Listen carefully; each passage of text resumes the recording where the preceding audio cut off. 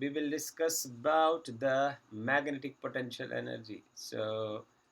इसमें हम magnetic potential energy के बारे में बात करेंगे और ये मैग्नेटिक पोटेंशियल एनर्जी का जो एक्सप्रेशन होगा वो वैसा ही होगा जैसे आपने इलेक्ट्रोस्टैटिक पोटेंशियल एनर्जी के बारे में ऑलरेडी पढ़ रखा है। तो हमें इसमें कुछ ज़्यादा नया नहीं करना है।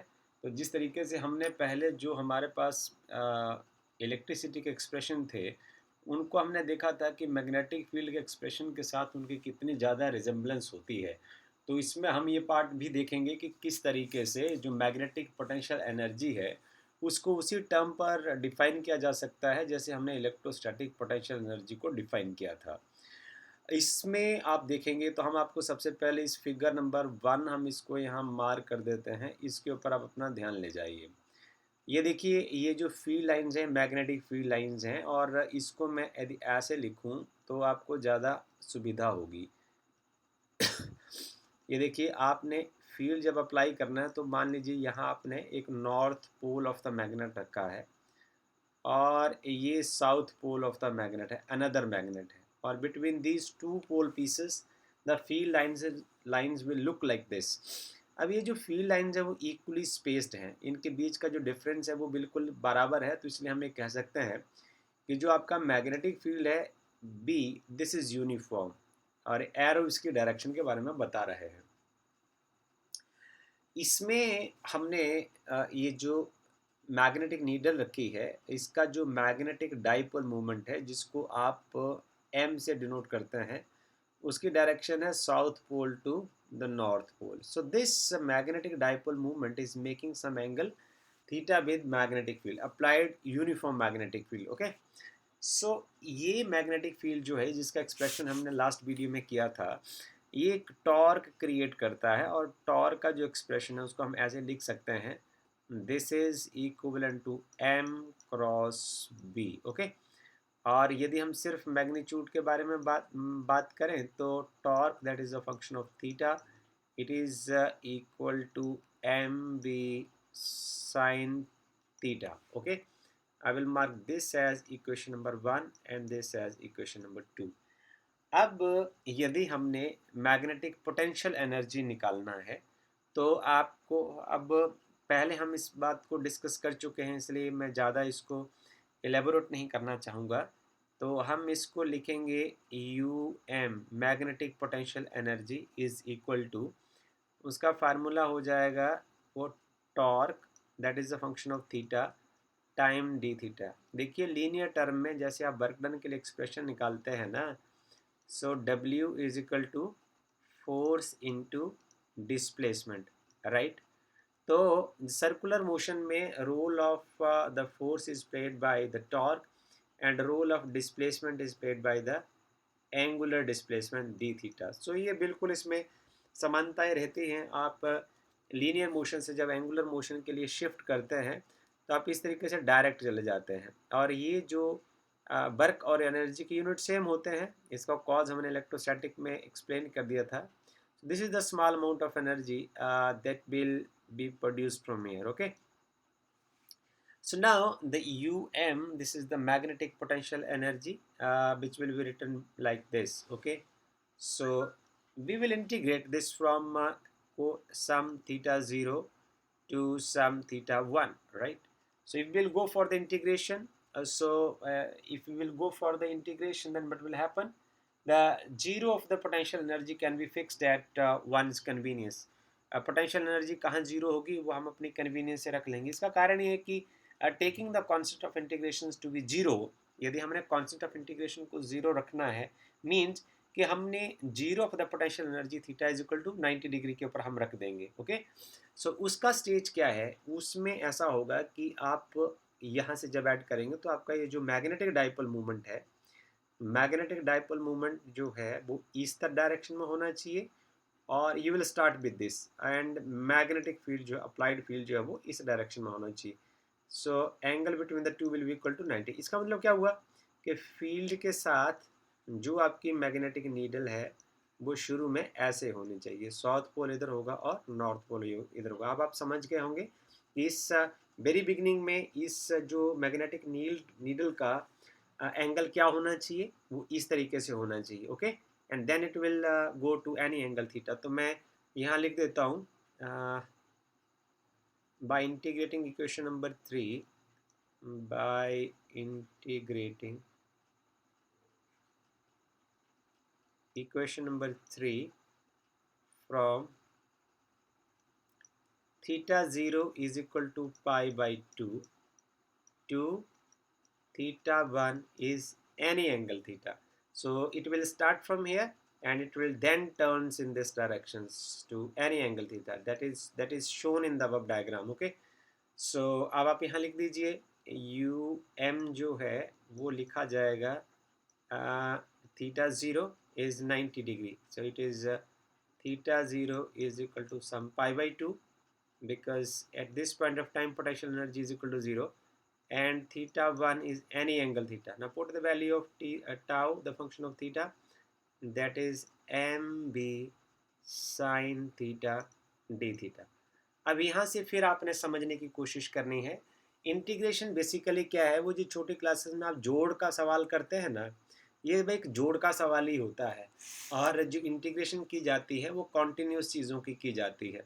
एक टाइम में सिर्फ एक ही चीज़ जोड़ी जाएगी, इसका मतलब हमारे पास यहाँ पैरामीटर्स कितने हैं, m है, v है और साइन थीटा है, और ये वाला जो पार्ट है ये आपको हिंट देता है कि कौन सा पार्ट जो है वो ऐड हो रहा है।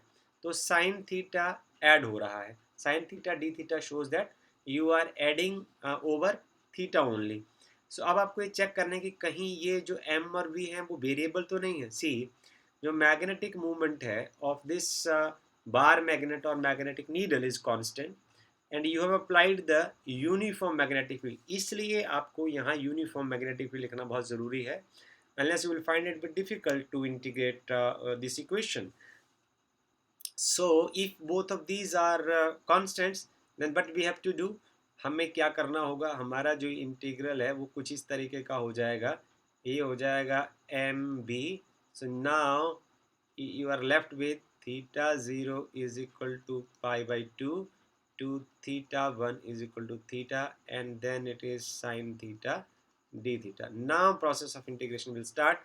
As you know, thus integral of sine theta d theta is equal to minus cos theta. Okay, so use it over here.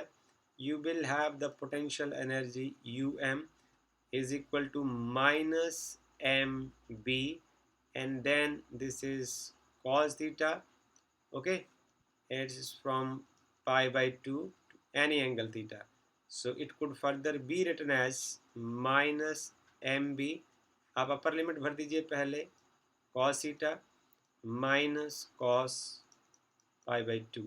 so you are +2 class student, you know that cos pi by 2 is equal to 0, then you are left with magnetic potential energy is equal to minus mb cos theta। Okay, अब हम आपको लिए चलते हैं +1 class में। तो +1 class के दिन यदि आप याद करें तो आपको आपके माननीय टीचर्स ये पढ़ाते थे कि a डॉट b जो है वो डॉट प्रोडक्ट में ऐसे खुलता है ए बी कॉस थीटा। ज़रा ध्यान से देखिए, ये कहीं वैसी फॉर्म तो नहीं है, तो उसमें ए की जगह कोई आप मैग्नेटिक मूवमेंट रख लीजिए, बी की जगह आप मैग्नेटिक फील्ड रख दीजिए, तो आप अपने पोटेंशियल एनर्जी को, मैग्नेटिक पोटेंशियल एनर्जी को minus M vector dot B vector की फॉर्म में लिख सकते हैं।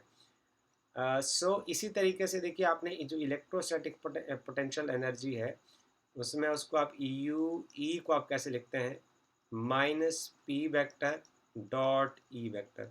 So you can directly link the two relation, और इन दोनों के बीच में जो समानताएं हैं उनको आप पढ़ने का आनंद उठा सकते हैं। तो इस उम्मीद के साथ इस आर्टिकल को क्लोज कर रहा हूँ कि आपको खुशी से ये आर्टिकल समझ आया होगा। अब हम इसको अप्लाई कैसे करना है, हम एक न्यूमेरिकल आपके साथ जरूर करना चाहते हैं जो प्रतियोगी परीक्षाओं में आपकी परीक्षा में कामयाब होने की संभावना को बढ़ाता है और जीवन में सफलता की ओर ले जाता है। सबसे पहले है कि एग्जाम्पल नंबर 5.2 है, ये NCERT के एग्जाम्पल्स हैं। इसमें आप ये नहीं समझें कि मात्र न्यूमेरिकल प्रॉब्लम है, ये आपको फिज़िक्स को बड़े अच्छे तरीके से सिखाने का एक बहुत सुंदर तरीका है। NCERT का काम बहुत काबिल तारीफ़ है। तो मैं इसको आपके साथ पढ़ता हूँ और फिर सबसे पहले हम नोन पैरामीटर्स जो होंगे उनको हम लिख लेंगे और जो अननोन का हमें खुद फिर आइडिया हो जाता है। आपके पास एक शॉर्ट बार मैग्नेट है with its axis at theta 30 degree. तो दिस इज दिस थीटा ये ऐसे करके होगा, ये हमेशा मैग्नेटिक मूवमेंट और अप्लाइड फील्ड के बीच में होगा। तो ये वाला एंगल थीटा हो जाएगा 30 डिग्री। ये आपका हुआ मैग्नेटिक मूवमेंट और ये आपका हुआ अप्लाइड फील्ड, राइट। सो जो आपका एक्सटर्नल फील्ड है मैं यहाँ लिख देता हूँ theta is equal to 30 degree. और जो आपका एक्सटर्नल फील्ड है उसको मैं लिखता हूँ बी और ये आ गया 800 गॉज। सो 800 गॉज को हमने चेंज कर देना है क्योंकि हमने एसआई यूनिट्स में इसका आंसर निकालना होता है। तो ये आपके पास आ गया 800 cross 1 gauss equal to 10⁻⁻4 Tesla.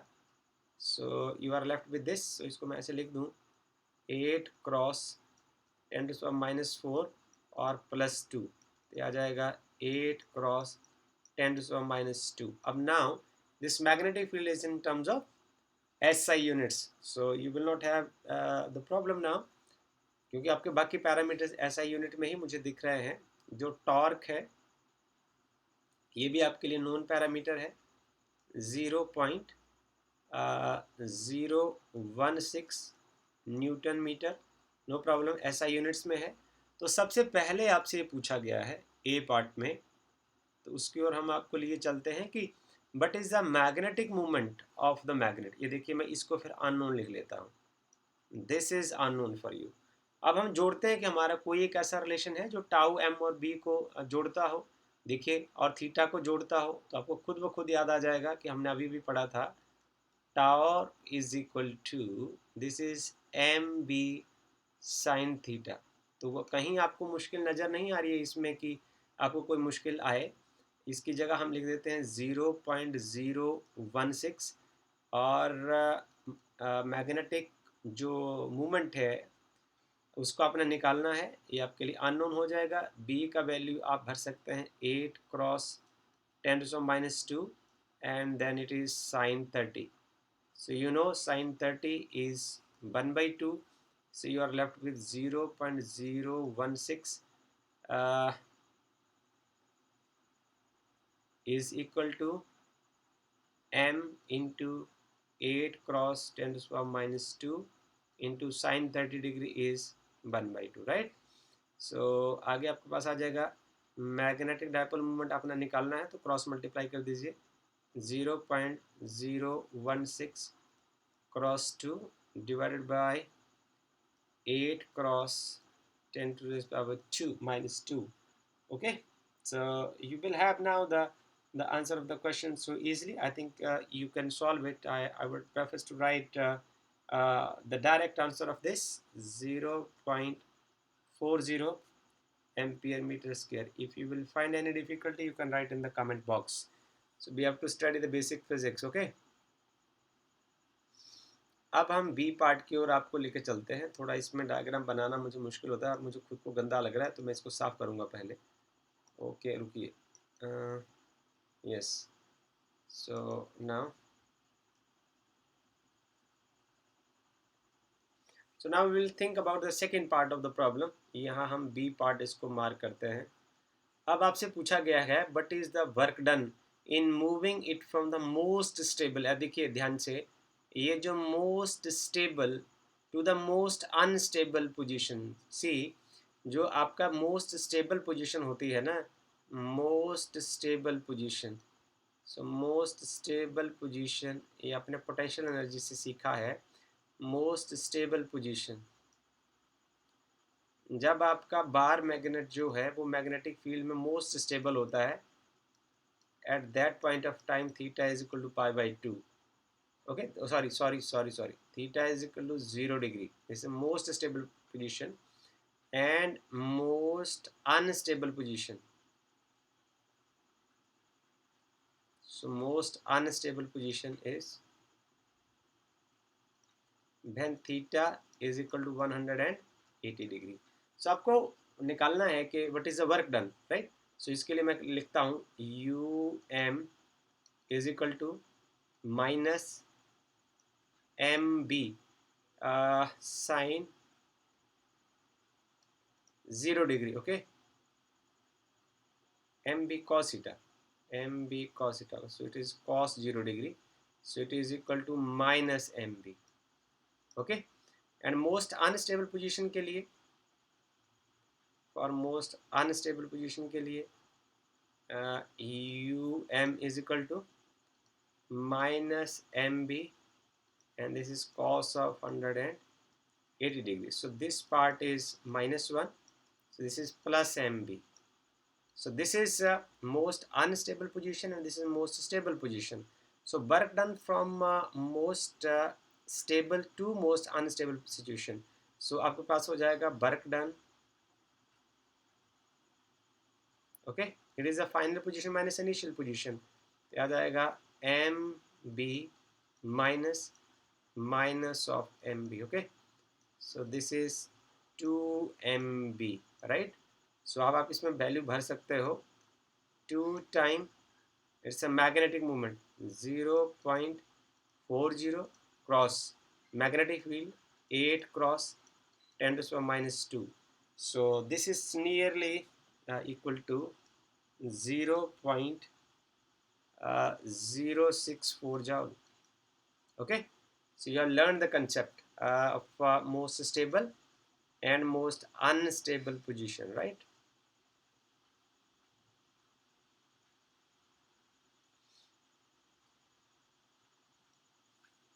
So now I will concentrate on part C of this numerical problem, which will teach you most beautiful things. अब देखिए आपका जो बार मैग्नेट है, your bar magnet is replaced by a solenoid. अब आपने जो magnetic field lines की properties में पढ़ा था कि जो करंट कैरिंग सोलेनॉइड है it behaves like a bar magnet, right. So उसका जो क्रॉस सेक्शनल एरिया है, जो cross sectional area of the solenoid is 2 cross 10 to the power minus 4 meter square, okay, and it has 1000 tons. It has 1000 tons, okay, it has 1000 tons, but the same magnetic moment, but its magnetic moment is same, its magnetic moment is same as the bar magnet. This means its magnetic moment is known to you, that is जो हमें आपने calculate किया 0.40 ampere metre square. आप यहाँ concentrate करिए, ये magnetic movement हमने निकाला हुआ है, okay. So determine the current flowing through the solenoid, इसको आप अननोन करके लिखिए, ये आपके लिए एक अननोन पैरामीटर हो जाएगा कि आपको आई को निकालना है, ओके. अब आप देखिए कि आपको कौन सा फार्मूला है जो आप में हेल्प करेगा, आपको हेल्प करेगा. सो देखिए ज़रा, ये मैग्नेटिक डाइपोल मूवमेंट बेसिकली होता है आई टाइम ए, राइट. बट यदि सोलेनॉइड के ऊपर n टर्न्स हैं तो ये n टाइम आई ए होगा. अब देखिए आपके पास अननोन क्या क्या नोन सारे पता है, यदि नहीं है तो कहीं से पता करिए. सो m हमारे पास नोन है, n नोन है, क्रॉस सेक्शन एरिया नोन है. So you are left with one unknown parameter only. This is what you have to calculate. So मैं यहाँ लिख दूंगा अननोन पार्ट जो है आपके पास आ जाएगा m over n time a. Now just substitute the values 0.40. अब मुझे यूनिट साथ में लिखने का ज़रूरत नहीं है, because every parameter is in the same ऐसा यूनिट. सो इसका फाइनली हम सीधा आंसर एम्पियर में लिख सकते हैं. n का जगह आप लिख सकता है 1000, और क्रॉस सेक्शन एरिया की जगह आप लिख सकते हो 2 cross 10 to the power minus 4, okay. So you will left with the beautiful answer. This is 2 ampere. So I here is equal to 2 ampere. So I'm closing this video with the hope that you have enjoyed to solve this numerical problem and learn the beautiful application part of what we have learned in this chapter about the magnetic potential energy, the torque on a bar magnet in the magnetic field, uniform magnetic field. With this I'm going to close this video. If you do have any trouble regarding previous videos, anything else, you just write in the comment box. I will try my best to make that videos to let you feel more satisfied. So with this hope, I am closing this video. Thank you very much.